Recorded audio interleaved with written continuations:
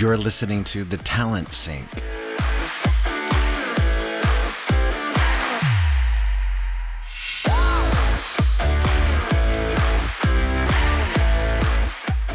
The Talent Sync is a collaborative podcast production about anything and everything recruiting and hiring. Literally the kitchen sink on how all things in talent acquisition work together, should work together, and how sometimes they don't. Now it's time to sync up with your hosts, Leah Daniels and Kevin Grossman. Today's episode talks about flooding the zone, federal layoffs, RTO, and AI agents. Enjoy the podcast.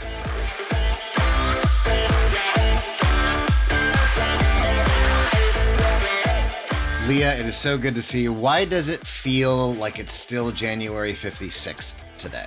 Why does it feel that way? Because it is in fact January 52nd today.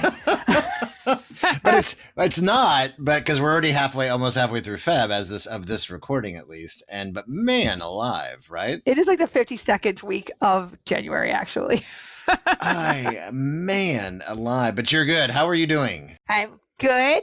We are about to have our Valentine's Day extravaganza here. Oh, what does that mean? What does that entail? So I do not do a huge thing. Very small candy, little gift. We do not need to go crazy here. But, it's nice to have like a little morning gift when you wake up and you're a small human being. And oh, of course. They always like that. Well, and our kids, now that they're, 8th grade and high school, they do things with their friends, with their friend group, and putting together their own, still actually, believe it or not, little Valentines. And we do a little thing for them still, which they love, even as teens, to do that.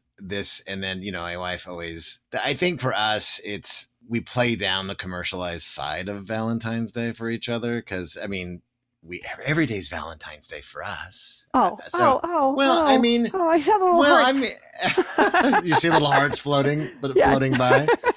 Can't see that, and we won't be able to see that in the podcast. But I think that it has been something that I don't know. We still celebrate it, but it's like actually what's more important is her birthday is coming up, so that'll be important things there. In early March, so that'll be a fun time. But you know what? There has been, and I know one of the things that we just want to touch on is that all this dramatic flood the zone stuff that's been going on in the federal government. But more importantly, besides, and again, I know before we started the podcast, we're like, you and I both are limiting our news consumption, right? I think there's something important, but there's still a lot of things that from a business impact perspective, and especially in recruiting, hiring, that we talk about all the time, that are some pretty significant things that are at least in process right now, right? And especially when we're talking about the downsizing efforts in the federal government and the buyout offers. Now, so I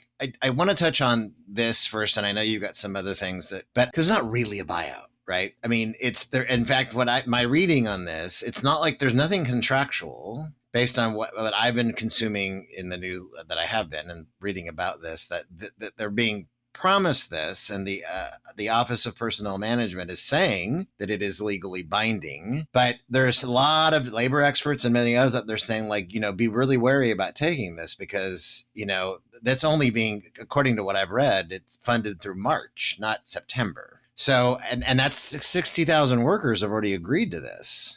Yeah, and there's lawsuits already. So I think there's a lot happening here. Even if you're not a federal worker, things to think about and worry about and consume as just, standard employers here in the U.S. and abroad. So one, we have a whole bunch of people in limbo, some of which may end up unemployed, may or may not be collecting unemployment shortly, right? Some of which have very unique skill sets, right? If you think of like the USAID group, like all the folks coming back from overseas, right? That is a group of people with a very specific set of skills, as Liam Nielsen might say. And what do you do?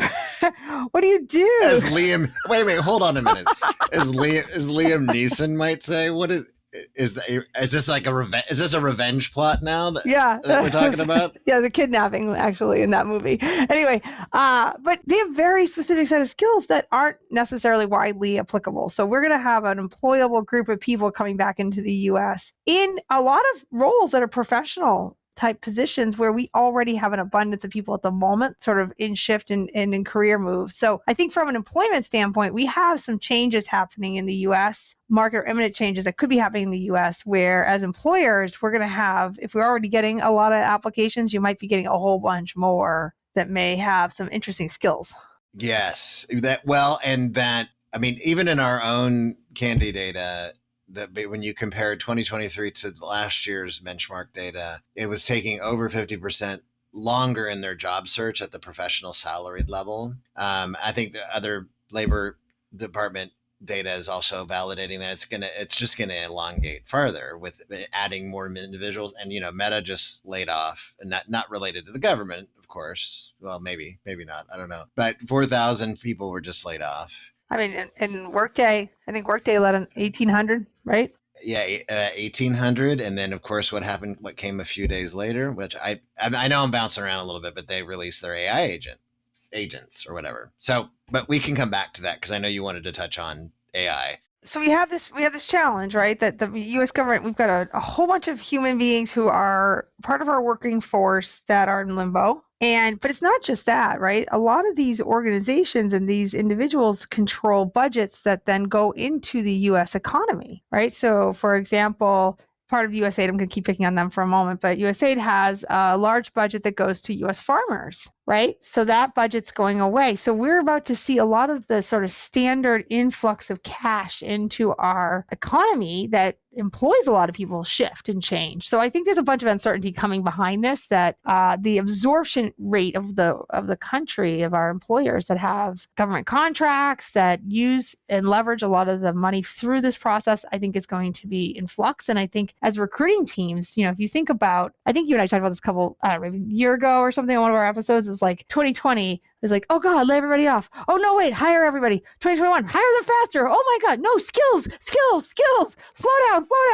Like we had this rapid changing environment. The recruiting teams could not keep up with what is happening today. And I think we're in for another one of those this year. I think we're in for another exhaustion type year of change in terms of all the outside forces that impact. So I don't want to make a statement that, right now, at least, the economy is still revving, even with all the things that we're talking about. And it hasn't driven over the cliff, Thelma and Louise style yet. So the quitting rate is also down, which makes sense, right? And there's a Wall Street Journal article I was reading about that in the labor data. It's down 11% from the year before. It's actually down a lot since 2022 and even beyond. I mean, there's just fewer people, but layoffs continue. And now you're going to add this influx of federal workers. And by the way, I mean, part of also with the flood the zone, the dismantling that's going on, that worker protection at the federal level is being completely just decimated too, which is to make it easier to continue to potentially,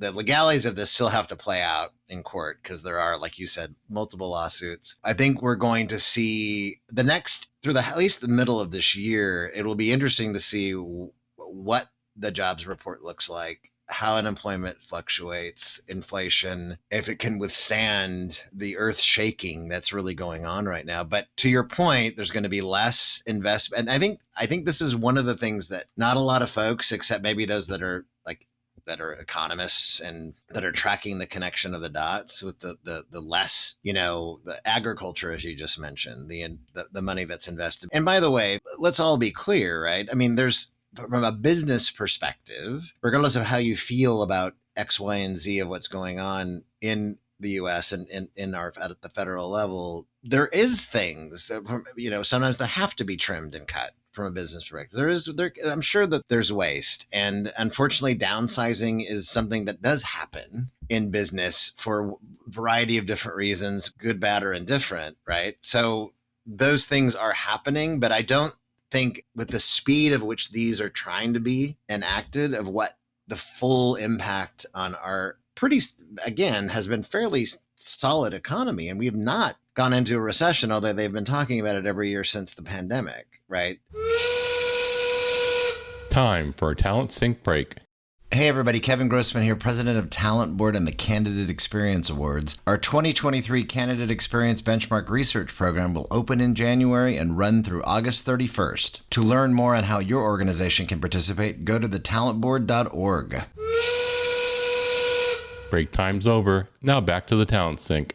They're always waiting. Yeah, I know, but you know what I mean, though. But we don't know at all what the ultimate impact's going to be. But I mean, so we'll have to wait and see on how that all plays out with the legalities of all the layoffs and the cutbacks. And on the positive side, right? We actually still have more open jobs than we have unemployed people. Just a smidge, though. But still, just a smidge. I know it's we better do. than it's upside down, right? It's so much better. I totally agree with you.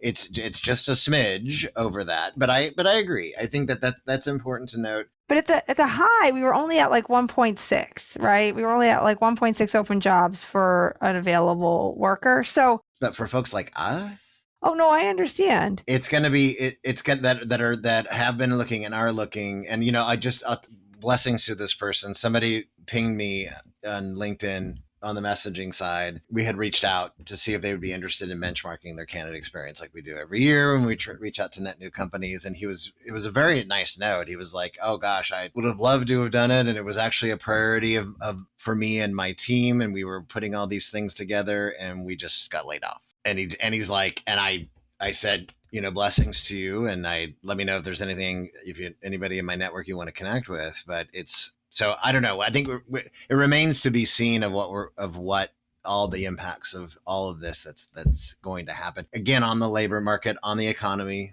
all those things. But the other piece of this, which you and I were sort of chatting about earlier today, around how will companies react to everything that's happening? And obviously they're bringing in AI agents, which we should talk about in a second, but they're also relaxing the remote and hybrid workforce allowances, right? We are starting to see more and more return to the office or no more remote. And it's interesting, right? So this great experiment, let's call it, where companies felt they could get employees remote that were lower cost in a more rural area. And we're seeing a reversal of that now. Right. And I know you were talking to me before the podcast. I mean, will we actually see that enacted? Because the goalposts have kind of moved a little bit too. That conversation has been had for the past 2+ years already, but it's more in the forefront now. I know. And I know much larger corporations are more and more are doing that. And I just even saw that in the Gap headquarters in San Francisco. I don't even know how many they employ. I didn't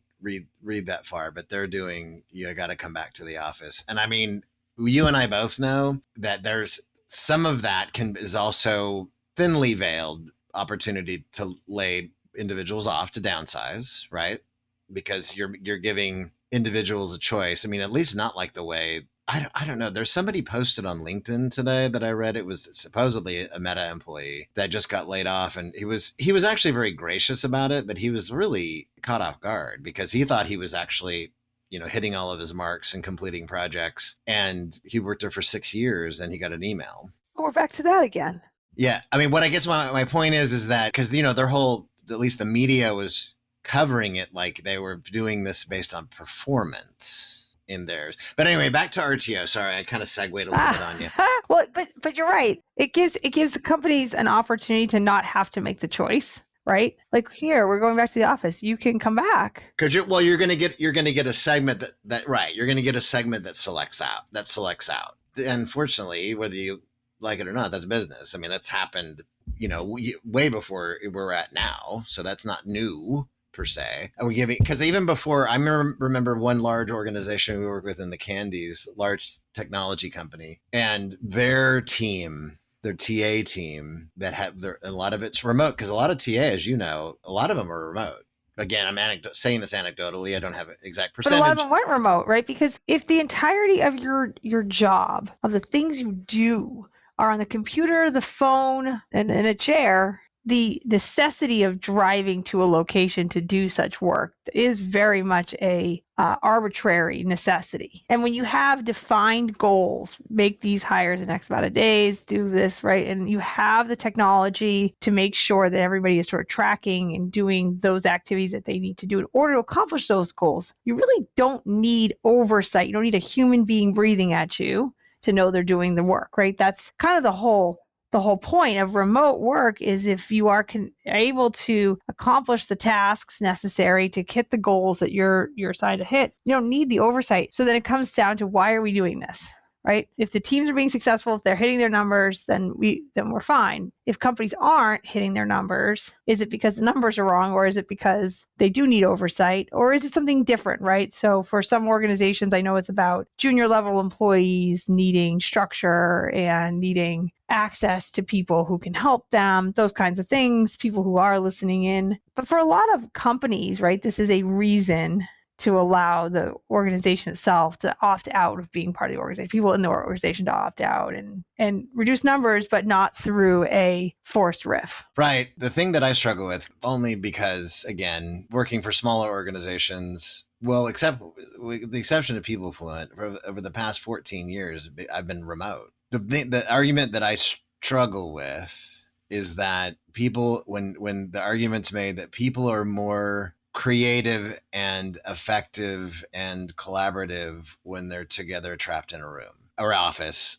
or whatever the case is. And I understand that there's a value to that kind of interaction, but I think that the virtual world has proven to us that we can be just as effective with teams virtually, I would argue, on all of those fronts, than just as effective. I mean, I think this is the greatest of bias, right? Some people are more effective in a room trapped together, right? Some people are not. Some people are, you have introverts on your team who actually thrive in an environment where they're not being surrounded by chatter and noise and people interrupting them, right? There are a lot of people that don't thrive in those environments. And I think for all the gains we've made for certain employees, and we've had losses in other places in terms of their productivity, what we've not really nailed down is, how do we build a work environment that makes each individual person and overall team successful? Right. And I think that organizations' general fear and tendency to believe the worst in their employees, that's not a good thing, but that is a thing.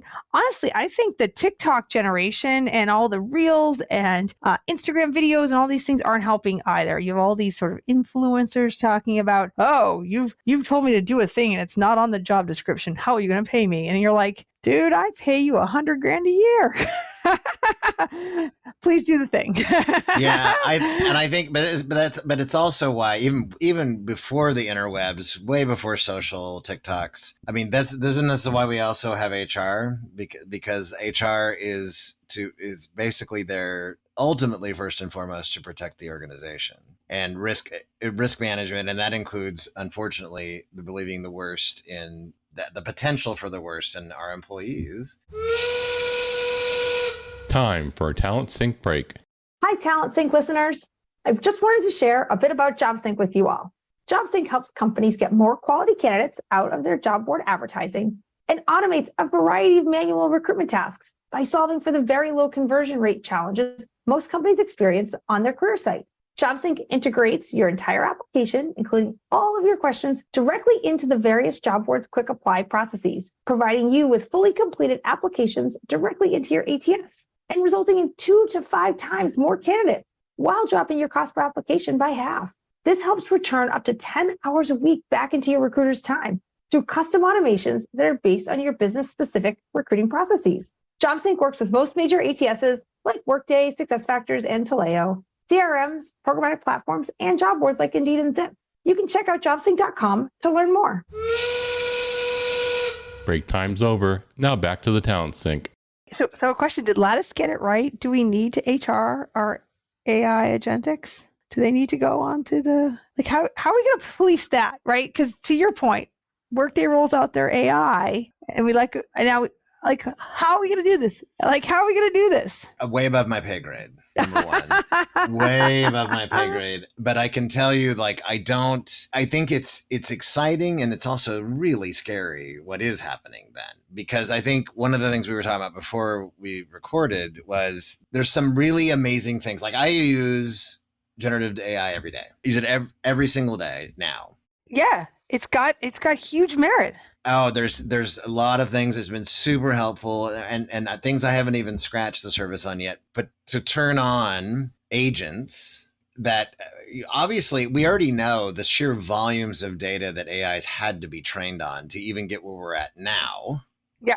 And DeepSeek has proven, supposedly, that they can even do it with fewer resources. And that's great and exciting, but it still takes a lot of training this data and algorithmic adjustment. And I mean, all the things, again, that are way above my pay grade. But to turn on an agent that is going to be a helpful assistant out of the gate, there's a lot of work that has to be done, right? So it's a great question, right? I think I was talking to my husband, and he's playing with a sales tool.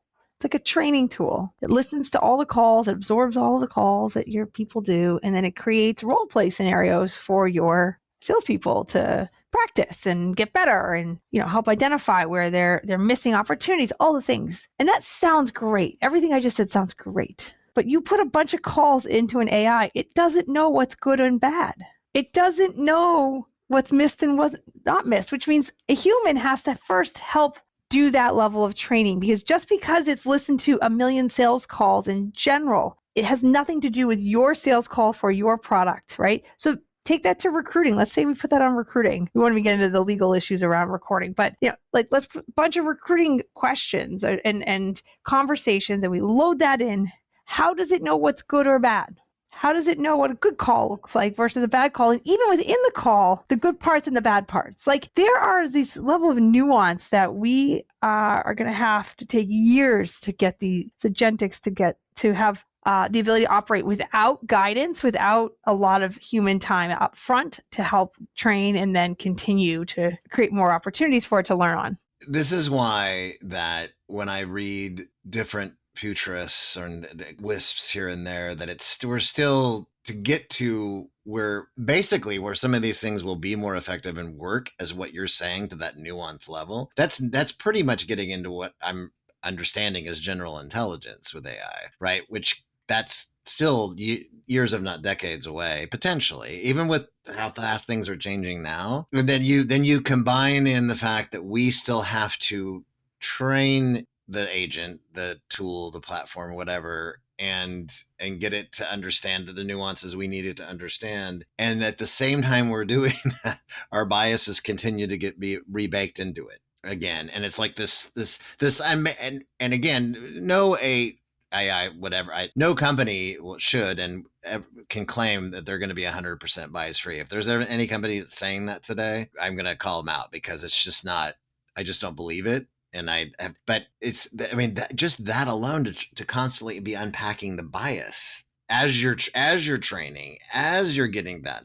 But I think there's another piece in that, right? So as we're adopting AI, there is change management, right? There is policy, right? So you want to roll AI out to your organization, you need to think about what's the policy on it. Who owns the output? What if you use your client's data when you use the AI? Who owns that? It gets messy. Oh, it gets super messy. And that's why the initial reactivity is you can't use the tool. Right? Candidate data. Whose data is that anyway, right? You start using candidate data in your AI to train it, the interviews. Do candidates have the right to opt out, right? Like, we have a lot of things to ask. I know. I agree. I mean, we have anonymized data. And when we are doing some sentiment analysis work that we've been doing now for the past 2 years, we are stripping out every identifiable piece of information. I would say 99.9%, especially company names. Candidates their names are never there because they're not, unless they may name other people like hiring managers, recruiters, which they do in the commentary sometimes. But it is to strip all of that out but yeah, to manage that on a global enterprise level, that might just, I mean, that's just like head exploding. How do we do that? So I think, to your point, and it's exciting now that I know this is the year, and even Josh Burson came out with, a few weeks ago, his research, the 8 year of the AI agent. But I'm kind of pausing a little bit on the realities of that, because we know, not to name even any vendors in our space, but there are struggles with companies that are providing these AI platforms that their customers are really, they don't have the resources or the individuals internally to really help make it work right. And I think there's an expectation versus reality gap that still exists, right? So in any kind of new technology adoption, you have the early adopters who are very forgiving of gaps in technology, and you kind of see you're forward thinking. So you're like, well, I can see how this is going. I can deal with it. When you jump to mainstream adoption, it's got to work the way they think it's going to work. And the problem I think we have right now in the recruiting and technology space for AI is that our expectations have made it to mainstream, but the technology has still lagging a bit. And so I think we're going to have a really rough go for a bit of time while the technology is trying to catch up to expectations. Not that the expectations are based in reality or where they should be, it's just where they are because the acceleration of adoption has been much higher and faster than they would typically see in a normal technology adoption curve. So I do think we have a little bit of a reality versus expectations mismatch at the moment. And I think it'll take a while to get it. And people are going to burn in between. They're going to get frustrated because it won't do the thing they think it should do when they think it should do it. And unfortunately, hasn't that always been the case, though? Especially if you think about it in recruiting and hiring, going back to the Res Track and the first, ATSs that we've had. Wow. I mean, that's a reference. I know. Going back, and that was before I even got into the space too, by the way, in the late 90s, or mid to late 90s, whenever that exact date was. But I mean, I think that's been just like candidates have always railed against automation, especially as long as there's been automation in recruiting and hiring. And now it's the AI is the scapegoat. AI is selecting me out. It's the same thing on the user side too. And I think, again, there's a lot of exciting things. I think that again, as I'm using some of the tools every day. And I look forward this year to expanding that usage even further. But I think to your point, you really underscored it, that it's going to be a rough go for these things to catch up and align ultimately. And while that's all happening, as we kind of wrap up, so many organizations that I work with are still hesitant to deal with automation, the application influx that they have. They're concerned about, and I totally get it from compliance reasons of having a tool that actually helps to select at the point of application or ranking, or even turning any of that on if they have it in their ATS. Workday has hired score and whatever the ATS is to do that. And yet that's going to continue to get rough too, because we're going to have to do something on the automation side to manage this.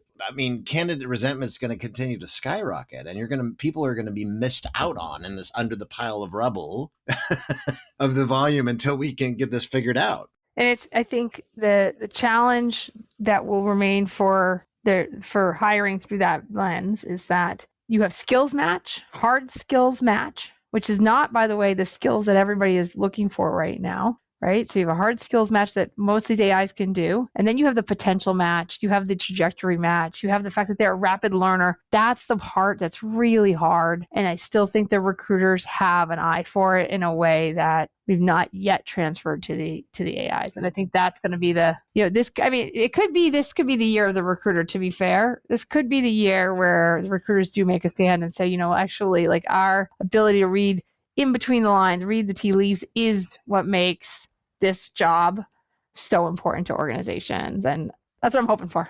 I hope so too. In fact, I think that's a great way to cap this one. So Leah, always a pleasure to talk with you. Everybody out there, thanks for listening, and make sure to stay talent synced with us. And we will see you the next time, Leah. We'll sync up again.